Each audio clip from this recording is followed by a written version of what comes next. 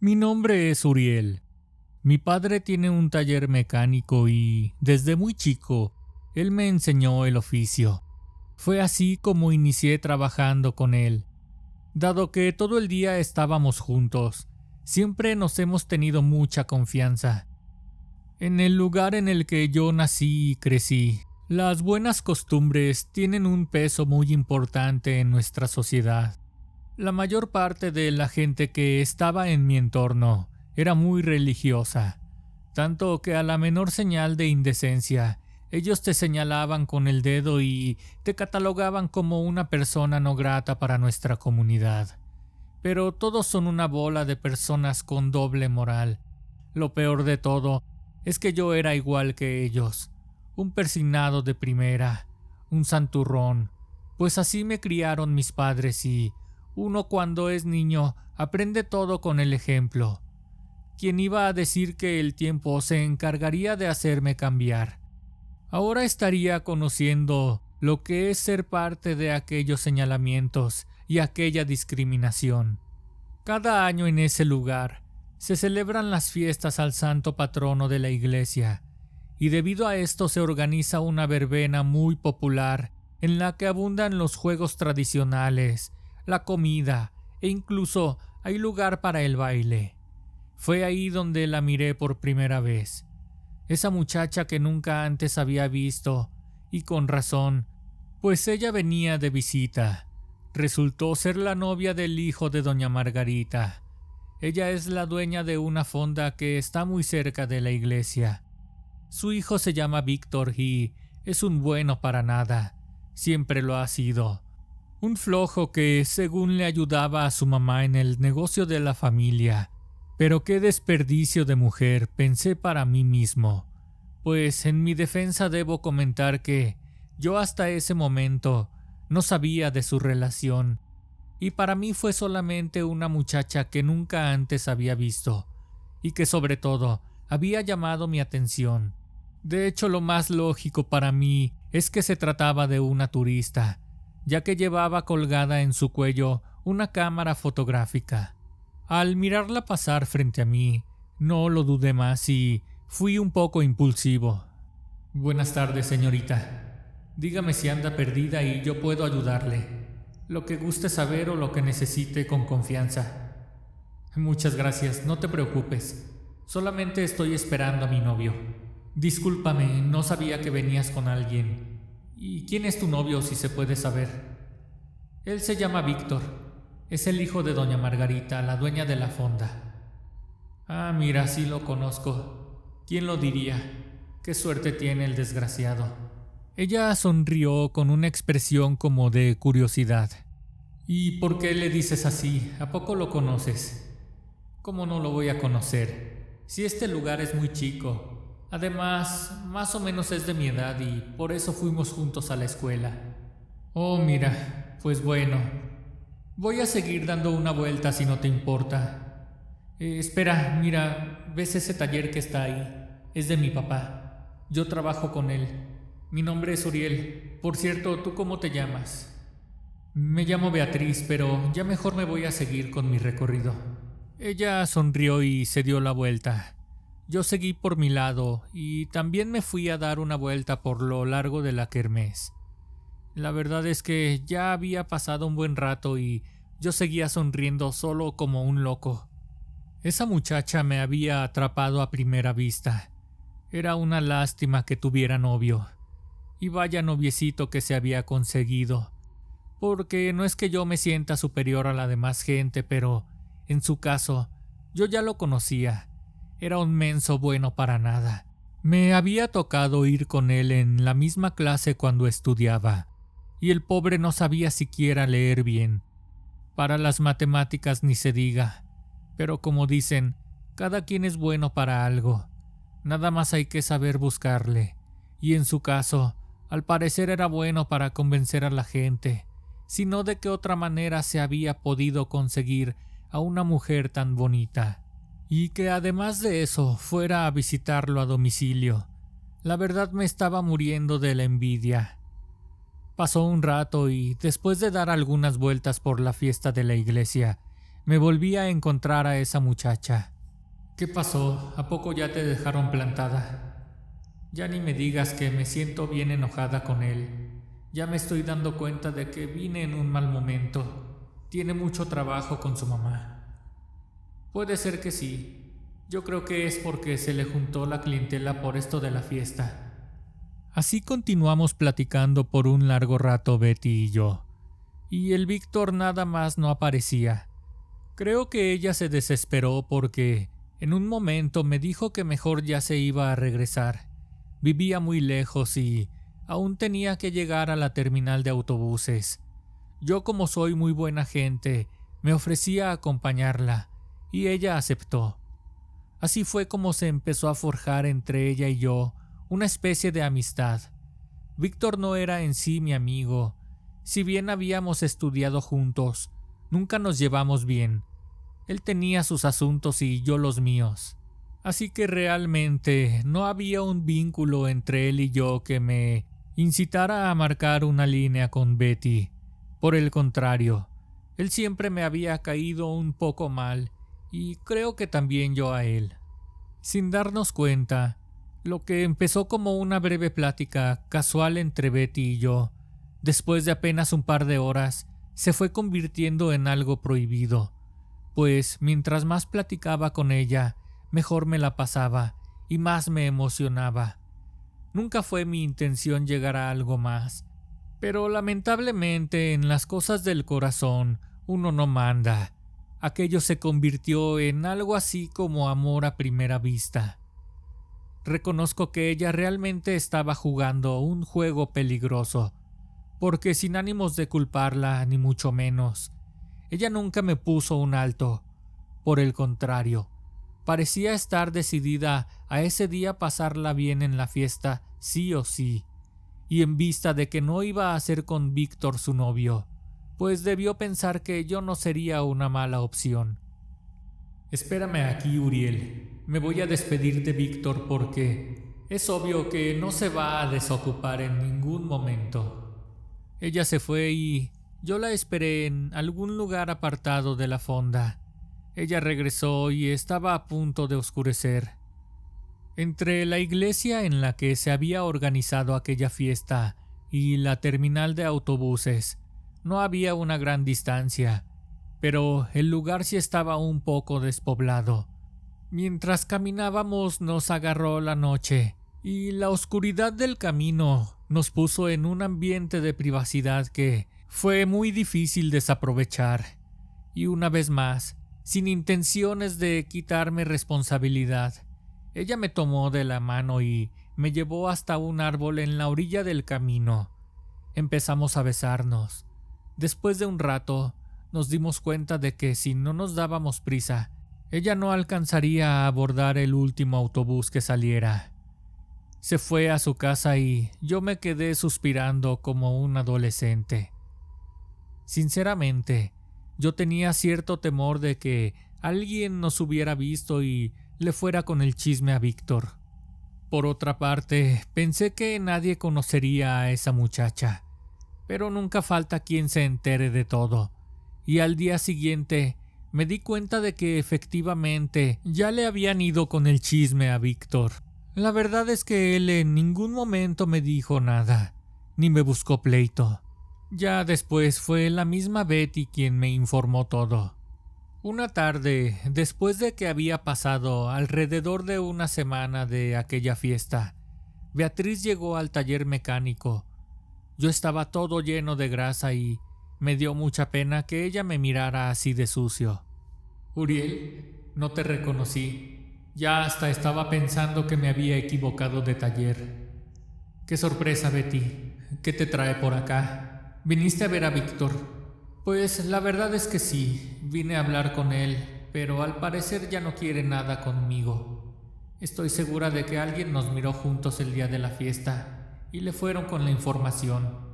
Él lo niega, pero te digo una cosa, por una parte estuvo bien, porque ese día me la pasé muy bien contigo. Yo también me la pasé muy bien, Betty, y creí que no te volvería a ver. Espera, déjame avisarle a mi papá que voy a salir. ¿No te importa que ande así? ¿O me esperas hasta que me bañe? A ella no le importó para nada que yo estuviera lleno de suciedad. Me dijo que no tenía mucho tiempo porque había estado un largo rato hablando con Víctor, tratando de convencerlo de que nada de lo que le habían dicho era cierto, pero al parecer hubo más testigos de los que yo había pensado. Como era de suponerse, en casa también se enteraron de lo ocurrido con la novia del hijo de doña Margarita, y en cuanto Betty se fue de ahí, mi padre se acercó a donde estaba yo trabajando. Así que esa es la novia de Víctor, hijo. Entonces es cierto lo que anda diciendo la gente. Yo no lo quería creer.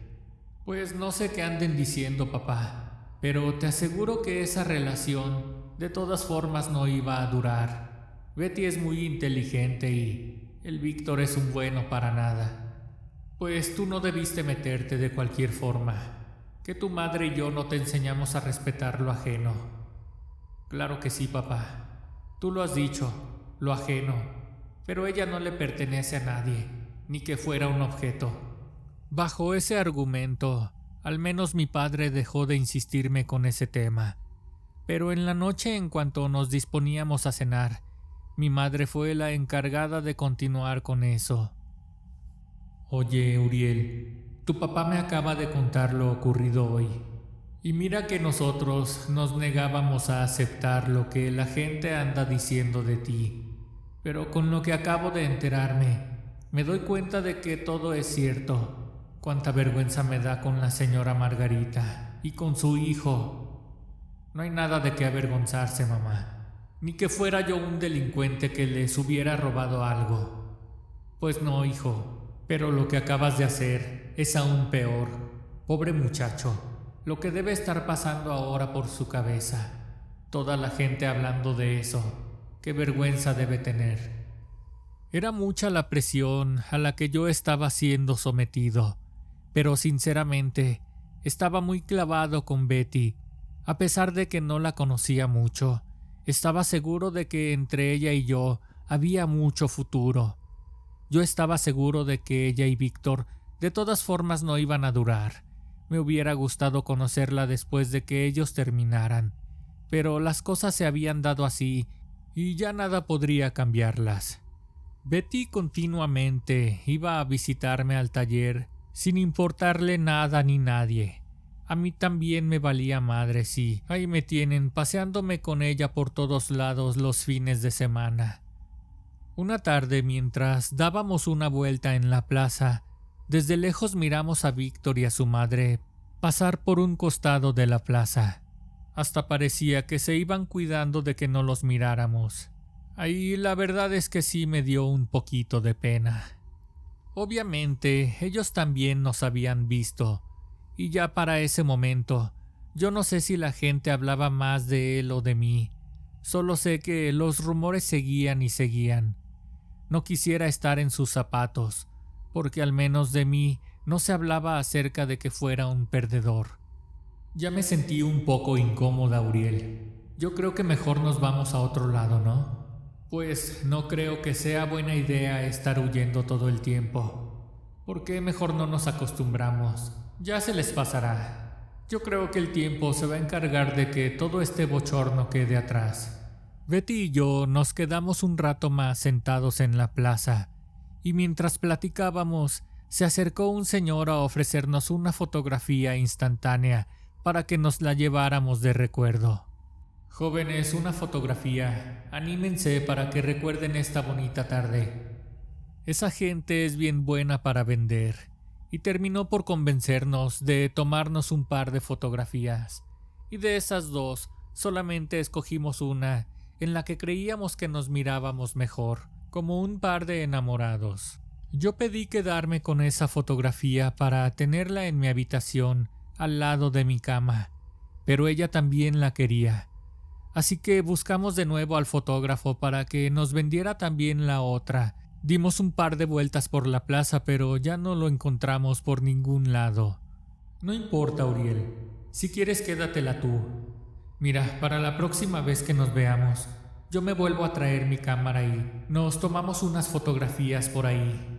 Pasaron un par de meses y Beatriz y yo decidimos formalizar lo nuestro. Ya estábamos listos para dar el siguiente paso. Una de esas tardes en las que Betty y yo nos dábamos una escapada al cerro, nosotros ya sabíamos de un lugar al que comúnmente habíamos acudido para tener intimidad. En medio de la naturaleza, ahí nadie nos molestaba. Además, esto era una práctica muy común en donde yo vivía, porque ahí no hay hoteles de paso como en otros lugares, y los que hay están muy lejos por la carretera. Nos estuvimos besando durante un tiempo y cuando ya queríamos llegar al punto clave de nuestro encuentro, yo sentí que mi parte íntima no me respondía. No te preocupes, Uriel. Si quieres, mejor lo dejamos para otra ocasión. A mí se me hace que andas muy estresado. A ver, platícame, ¿qué te está pasando? Pues realmente nada, Betty. ¿Sabes? Tal vez estoy un poco nervioso nada más. Eso debe ser. Esa tarde nos quedamos ahí platicando nada más. Yo pensé que sería suficiente con dejar pasar un momento y volver a intentarlo, pero mis partes en ningún momento me respondieron. Me daba mucha vergüenza con Betty. ¿Cómo era posible que a mi edad me estuviera pasando esto? Eso fue solamente la primera de varias veces en las que, estando Betty y yo juntos a punto de hacerlo, no lográbamos consumar el acto, porque yo no podía conseguir ni una erección. Luego de un par de semanas, yo me sentía frustrado. Cada vez era menos común que yo mirara a Betty. Ella poco a poco se fue alejando de mí. Era obvio, pues ¿quién querría estar al lado de un hombre que no servía para esas cosas de la intimidad? Un impotente. Fue mi padre quien, al notarme algo raro y triste, que preocupado me preguntó qué me estaba ocurriendo, pues con lo ausente y lo distraído que me percibía, estaba cometiendo error tras error ahí en el taller, a tal grado de que se volvió peligroso el tenerme trabajando a su lado. Oye, Uriel, ten cuidado, casi me cae el carro encima, pues que no colocaste bien ese soporte. Concéntrate, pues a ver qué traes, muchacho. No creas que no me he dado cuenta de que ya te dejó esa muchacha. Era cuestión de tiempo, pues ya se sabe que lo que mal empieza, mal acaba. Y eso que había entre tú y ella, era obvio que iba a terminar muy mal. Pues tal vez tenga usted razón, papá, y no le voy a mentir. La verdad es que sí le extraño, pero no es eso lo que me tiene así. Es otra cosa que no sé si contarle, pues la verdad me da mucha pena. Ah, caray, Uriel, pues ¿qué te pasa? No me digas que esa muchacha te pegó una de esas enfermedades. No, ¿cómo cree, papá? O bueno, creo que no. Pues no traigo ni un síntoma, pero es solo que no sé cómo contarle. Pues tú dímelo como es, hijo, no pasa nada. Está bien, papá. Es que todo iba bien entre Betty y yo, pero con el paso de los días, cada que iba a tener intimidad con ella, esta cosa nada más no me funcionaba, por más que le hiciera la lucha. Ahorita ya solo me sirve para ir al baño. Ah, caray, pues no es normal, hijo, que a tu edad tengas ese problema. Mira, deja que pasen unos días y si ves que no mejora, pues ya vemos a ver si se puede conseguir un remedio. Nada más hágame un favor, papá. No le vaya a decir nada de esto a mi madre. Me da mucha vergüenza con ella. Tal y como me lo recomendó mi padre, esperé un par de días más a ver si la cosa mejoraba, pero nada de eso pasó, pues por el contrario, todo fue empeorando. Al menos mi padre ya sabía algo de lo que me estaba ocurriendo. Oiga, papá, ya pasaron unos días desde que platicamos de mi problema, pero yo creo que sí agarré una enfermedad, porque acabo de notar que me están saliendo unas manchas muy oscuras y ya me estoy preocupando de más, papá, porque aparte traigo un olor muy feo. Ay, mijo, no la friegues. ¿A poco sí te vino pegando algo esa muchacha? Ya decía yo. Mira, nada más porque eres mi hijo y te respeto mucho, pero luego se le ve la zanca al pollo. Por más que yo le decía a mi padre que no le contara nada a mi mamá, él no supo qué hacer y no nos quedó otra opción que informarle lo que me estaba pasando. Ay, Uriel, pues ¿por qué no me habías dicho antes? Esas cosas no se dejan pasar. Imagínate que te tengan que cortar tus partes. No me digas eso, mamá. ¿A poco puede llegar a pasar eso? Pues yo creo que sí, hijo. Porque mira que ya para que tengas manchas negras y que te huela feo, todo es posible, hijo. Ándale, métete a bañar. Ahorita mismo te voy a llevar con don Genaro. Ese señor siempre nos saca de apuros con sus remedios. El señor Genaro es una de esas personas que, a falta de médicos en el lugar donde vivimos, se encarga de preparar remedios y curar a la gente de por ahí. Mi mamá le tenía mucha fe porque a ella misma le había ayudado con un problema fuerte que tenía en su matriz. Los doctores que había ido a ver antes, además de que estaban a muchas horas de distancia, querían operarla. Pero el señor Genaro en ese tiempo le dio una sobada y unas hierbas, santo remedio. Con eso tuvo para componerse. A mi papá también ya le había ayudado más de una ocasión, con cosas que le fueron saliendo ya por su edad. Yo tenía mucho temor de lo que ese señor fuera a decirme. De verdad que ya lo que menos me importaba es que mi aparato no me funcionara. Ahora en lo único que podía pensar era en que no quería perder mis partes más masculinas. Llegué a pensar que podía tratarse de un karma que estaba pagando a partir de que había tenido una relación indebida. Por fin llegamos a la casa de don Genaro. No estaba para nada lejos de la casa de mis padres. Pásele, señora. Qué milagro que se da una vuelta por acá. Pues mire, ¿qué cree? Que esta vez no vengo por un problema mío. Se trata de Uriel, pero mejor que él le explique. No sea mala, mamá. Déjeme a solas con el señor. Está bien, hijo. Acá te espero afuera. Vea usted, señor Genaro. Resulta que ya tiene un tiempo en que mis partes no funcionan. Me di cuenta cuando le empecé a quedar mal a mi novia.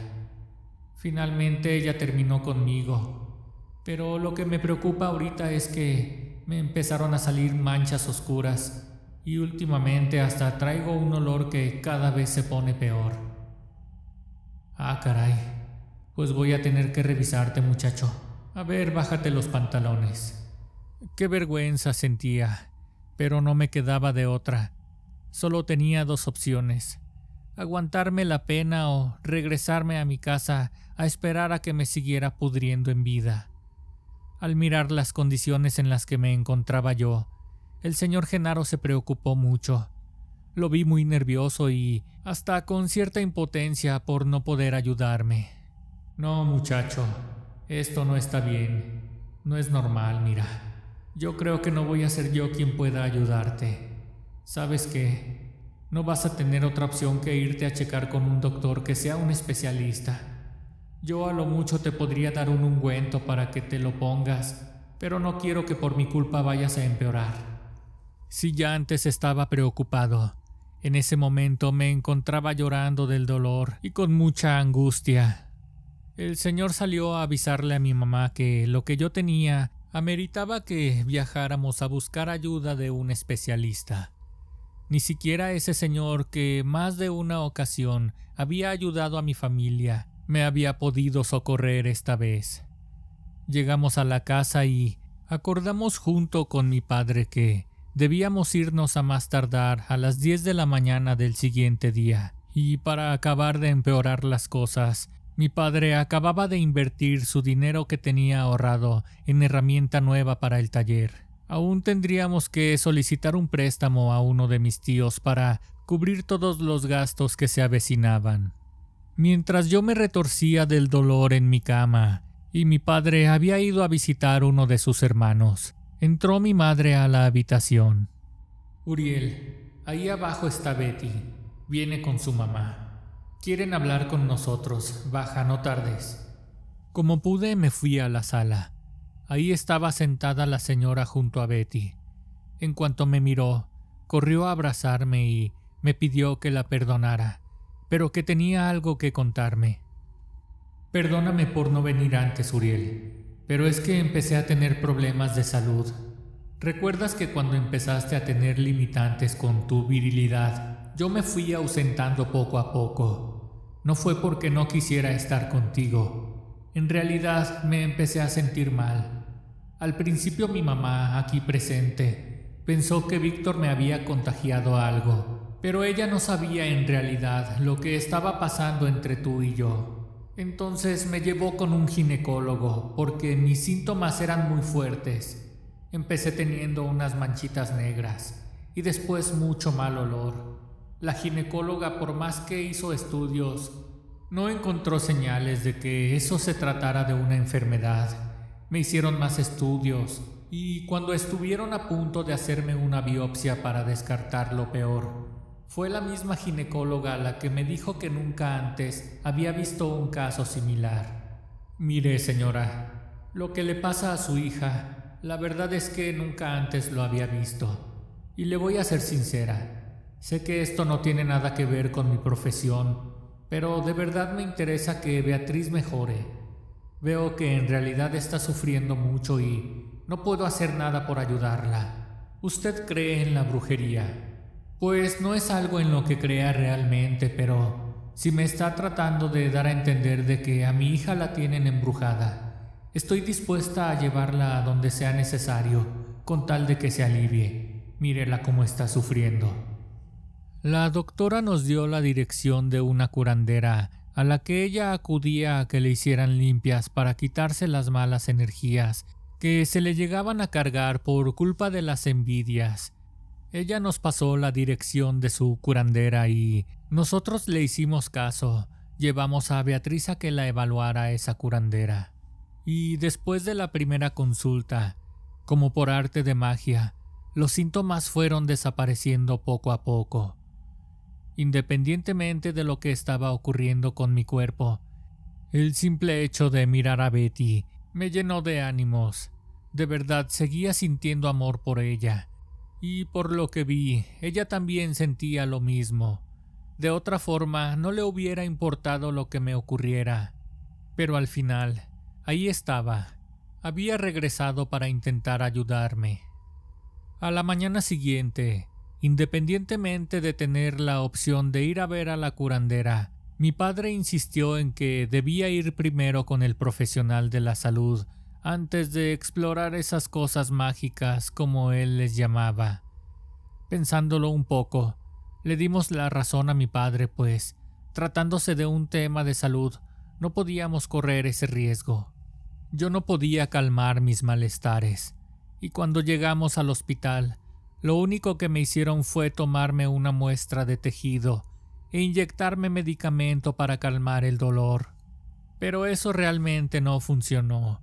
Con la auscultación que me hicieron, me informaron que uno de mis testículos estaba mucho más pequeño de lo normal, y eso les preocupaba demasiado. Querían dejarme internado para tenerme en observación, pero mi madre insistió en que debíamos ir a ver a la curandera, pues era lógico que si había podido curar a Betty, también podía curarme a mí. Salimos del hospital, que solo había servido para informarnos lo mal que estaba y para cobrarnos una buena cantidad de dinero. Cuando llegamos a la casa de aquella señora, les pedí a mis padres que me dejaran pasar solo a mí, pues me daba mucha vergüenza que ellos miraran en esas condiciones mi cuerpo. Así que tú eres Uriel. Vaya, pues sí que les hicieron un trabajo muy fuerte. Esto es algo que les pusieron a los dos juntos. Se trata de una venganza por parte de ese muchacho, y no solo de él. Al parecer esa familia se sintió muy ofendida y se lo tomaron muy en serio. Ellos decidieron pegarles a ustedes donde más les duele. Mira, muchacho, te tengo muy malas noticias. Veo que se te está desapareciendo un testículo, y ese ya no lo vas a poder recuperar. Es muy probable que nunca puedas tener hijos. Todo lo que me había dicho aquella curandera me iba haciendo sentir peor. Me quedó claro que todo había empezado por mi culpa, por andar metiéndome con una muchacha que ya tenía un compromiso, y a ella le pasó lo mismo. La curandera previamente había averiguado por medio de Betty que el trabajo nos lo habían hecho por medio de una fotografía en la que aparecíamos juntos. Entonces recordé la ocasión en la que aquel señor sospechoso había desaparecido después de tomarnos un par de fotografías. También recordé que aquel día, minutos antes, habíamos visto a Víctor y a la señora Margarita en la misma plaza donde nos tomaron las fotografías. Fueron 3 las ocasiones en las que tuve que estar yendo a curarme con esa señora. Conforme fueron pasando los días, me fui sintiendo mejor. Las manchas negras que casi habían cubierto por completo mis partes fueron disminuyendo, pero lamentablemente ya no pude recuperar lo que había perdido.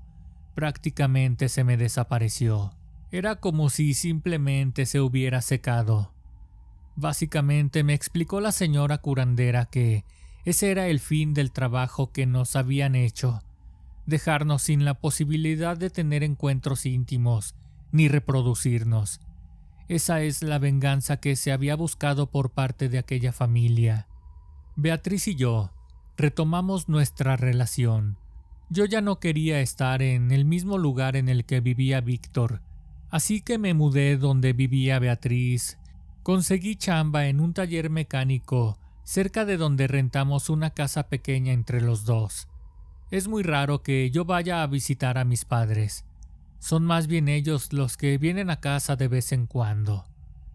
Ellos nos contaron que, al poco tiempo de que fuimos con aquella curandera, la madre de Víctor, la señora Margarita, había empezado a enfermar y que estaba en un punto en el que ya ni siquiera abría la fonda. Tampoco a ella pudo ayudarla el señor Genaro. Él le platicó a mi madre que también tenía síntomas como los que yo tenía. Según el señor, creía que algo en el ambiente podía estar afectando a los vecinos. Obviamente mi madre no le contó nada acerca de cómo es que yo me había curado con aquella señora. Hasta hoy día, Beatriz y yo seguimos juntos, y aunque lo nuestro no empezó de la mejor manera, lo que siento por ella es realmente auténtico, y lo que empezó como una relación basada en la lujuria se convirtió en un compañerismo que va más allá de lo pasional. Esta historia está basada en hechos reales. Si te gustó, dale like. Te pido por favor que te suscribas a mi canal y que actives la campanita para recibir una notificación cada que subo un nuevo video. Sígueme en Facebook y en Instagram. Déjame aquí tu comentario. Disfruto mucho leyéndolo. Esto fue Historias de Terror Reales.